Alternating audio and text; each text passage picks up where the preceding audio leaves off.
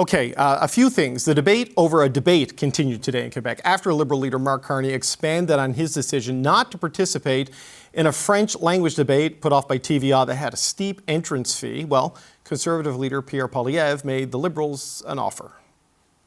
I now realize that the leader of the Greens were not invited. There are two leaders of the Green Party, as you know. As well, we have the debates, which I look forward to, overseen by the Electoral Commission. In French and in English, the 16th and 17th are the dates.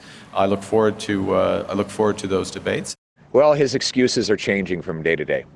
Mark Carney says he doesn't want to debate because there's a fee. Well, I'll pay the fee. He says that he doesn't want to debate because Elizabeth May has not been invited. Well, I'll invite her. Okay, there was another issue.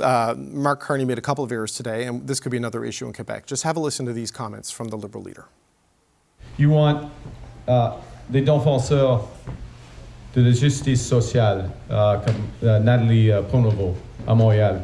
Nathalie Pronovost, who, out of the tragedy of the shootings at Concordia, became a social justice activist, and she's put her hand up and she's running with us.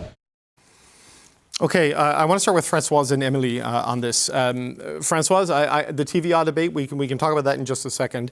But Nathalie Provost, who is a survivor of the Polytechnique shooting, is running for the Liberals, and Mr. Carney got the name wrong and got the school wrong, said Concordia. Now, there was a mass shooting at Concordia involving the Professor Valérie Fabricant, but Polytechnique is probably the most famous crime in Quebec history, certainly involving a firearm. Françoise, just to start with you, how the Liberal argument has always been, it's not how he speaks French, it's how well he knows Quebec. What does this say on that front? Well, that's not even a problem of French. It's not knowing the name of a person. I'm sorry, but Pronovost is not Provost. It might be a bit similar. And the two universities are not the same. I mean, le HEC, l'École Polytechnique, Concordia, it's all different. So when you want to make a point and you're gonna maybe improvise, because it seemed like he was improvising on this, you better be ready. I mean, for a lot of people, probably not for Nathalie Provost, who still has to answer why she's running with the Liberal on that front, having been the face of the Polytechnique mass shooting and the anti-gun. I had numerous discussion with Nathalie when I was sitting and fighting the Conservatives who wanted to remove the gun registry. And I know how passionate she is for things and making sure that there's things happening. And I do wish for her all the best, but I do wish for her not to become the Stephen Guilbeault, but of a very dramatic thing. Anyway, that's, for me, is more insulting than the fact that he's not participating to a second French debate for which the network is asking money for, because even before what everybody thought he had accepted, I thought he shouldn't have, personally, because it's setting a precedent and he just didn't know what to use. So he needs to maybe just practice a bit more how to be a politician. So, Emily, on this, Mr. Carney's issued a statement apologizing for getting the name wrong and looking forward to campaigning with his candidate.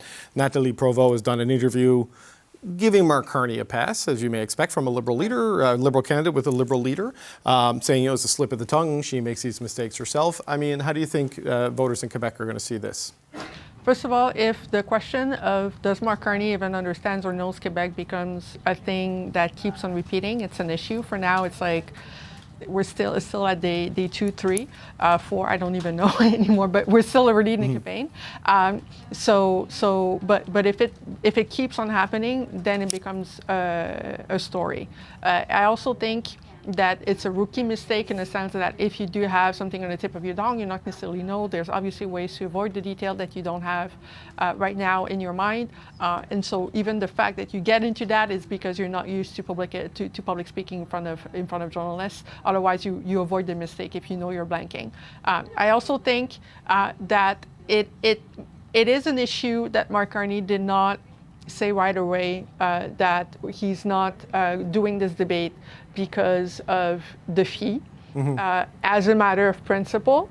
And it's also a shame that the environment, would it be journalists themselves and other political parties, certainly François Blanchette, who's been having a field day with this, are not also able to say that it's a problem for a network to ask political parties for money in exchange for visibility. It crosses the line between journalism and what is even advertising in a way that I'm personally very uncomfortable with. And the very fact as well that the face-à-face TVA exists because TVA doesn't want to be part of the Leaders Debate Commission is also a piece of context that a lot of people are missing. And so while it would be good for us to have as many national debates for in-between leaders as possible, I think there's some elements of context that were missed, both by political leaders trying to make this a story about Mark Carney avoiding Quebec, but also by us sometimes who are a little bit squirmy about criticizing another major network. So this is the story in which basically nobody's just going to say it. This is awkward. So I guess I'm going to be the freelancer just saying it. Pierre Parlado is being awkward right now, and it's creating a hot potato in which all the political parties and basically everyone is struggling to actually know how to address this story. Yeah, like I referenced this a bunch yesterday. I've never heard of a media organization requesting a cover charge to participate in a debate. These are enormously expensive to produce, and I'm not saying there isn't a cost to it, but this is the way it works, right? You don't sort of ask them to pay to be part of this. So Kate, on this, like Mark Carney kind of said yesterday in Gander, I think it was yesterday, why not in terms of participating in TVA? Mr. Poilievre said it was about the money, though that never came from the Liberals. The Liberals said it's because the Greens weren't invited and we're already doing the other ones. I don't know if Mr. Poilievre can legally pay the $75,000 on behalf of the Liberals. I think that might violate some rules or at least be unprecedented. But what do you make of this this issue around the TVA debate? Like they want 2 French language debates in Quebec, but only 1 English language debate and no sort of other regional. What do you make of this move? And I understand that the fee is new. The debate itself is not. Yeah. The Liberals have always historically participated in this debate. I think where I come down on it is, if you are trying to introduce yourself to as many Canadians as rapidly as you can, having just become the Prime Minister 2 weeks ago, then you should take every opportunity that's available to you to have them get to know you, and particularly in the province of Quebec where the Liberals' re-election prospects are, I would argue, hinged. So to opt out of that and have, starting off with a, come one, come all approach to, seemingly defending the Greens, the party he is not the leader for, and then having this question around whether or not it's about the fee and the principle around that. If they were going to opt to not do this, Carney should have been briefed from his team that he was not going to do it before he went on the podium and said that he would be happy to do so. So he comes across as a bit weak in terms of having said yes and then no and had shifting excuses as to why not. And I'd also just point out that Nepean is a bilingual riding. We're in the NCR. There's French-speaking voters in his riding of Nepean. Perhaps they also want to hear him more than one opportunity in their mother tongue. Right. I mean, look, he will do the French. Like, there's some confusion. There is going to be a French debate, right? Yeah, there is going to be French debate. No, I'm not saying you were saying that. It's just I get emails like, why is he refusing to do the French debate? No, it's the TVA one. But Michelle, on this, the Liberals have known about the $75,000 fee for ages. Because I know this has been on the table with the political parties for a while. They knew the Greens weren't invited for a while. I know Jagmeet Singh was criticizing Mark Carney for avoiding this, though I spoke with New Democrats yesterday who were deeply uncomfortable with paying $75,000 to go to a debate. What do you make of just the way they handled this? Because Louis Blouin was on the show last night and he said he's speaking to Liberals that it's really about limiting his exposure in a rapid-fire, really aggressive format that TVA uses when his French is still a work in progress. Well, what I would say is, let's be clear in all that has happened in the last 2 weeks. He's won the leadership. He's had to put together a transition campaign and put together a government. He's had his first overseas trip.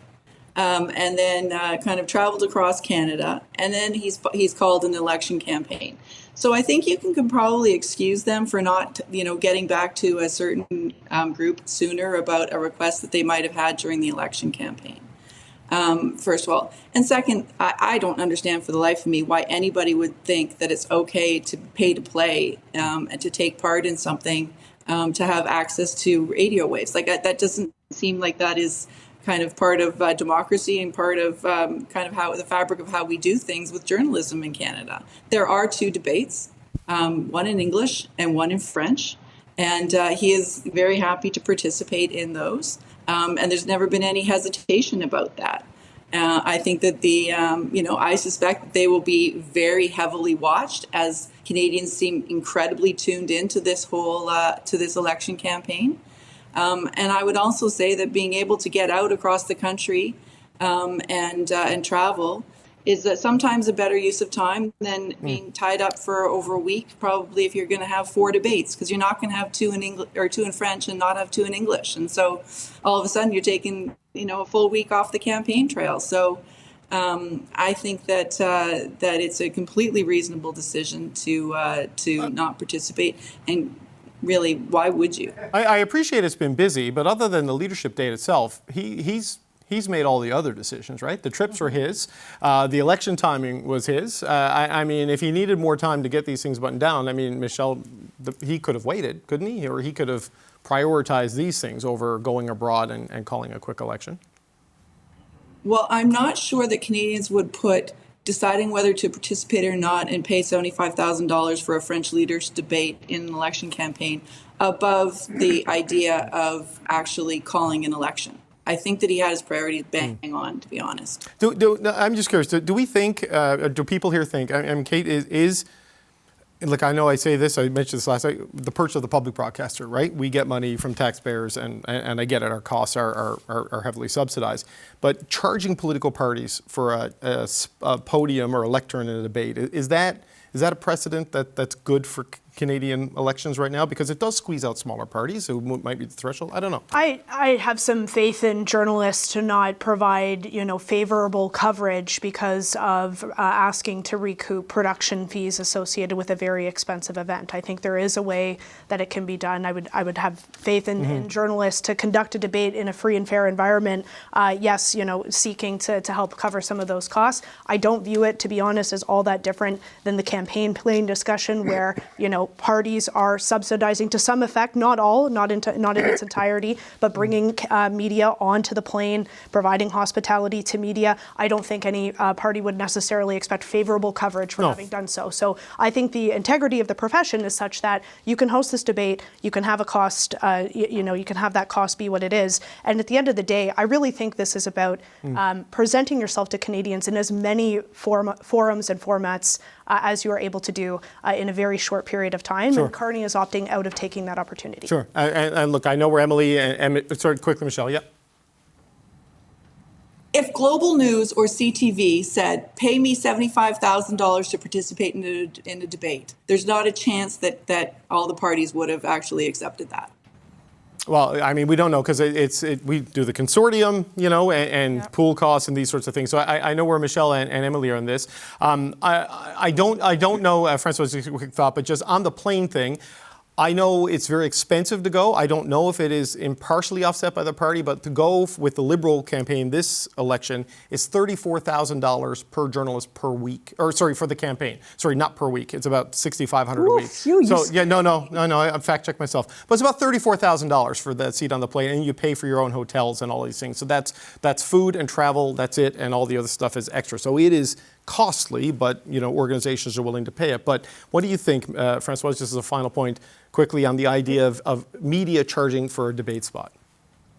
Well, I said it from the get-go. I won't change my opinion on the subject. I think it was indecent from TVA to do so. If I had been the leader, I would have said a big flat no. I was disappointed in my old party because Jagmeet Singh voiced it. He said he was not at ease with the gesture, but still accepted it. If you're not at ease with something, please, people, say no.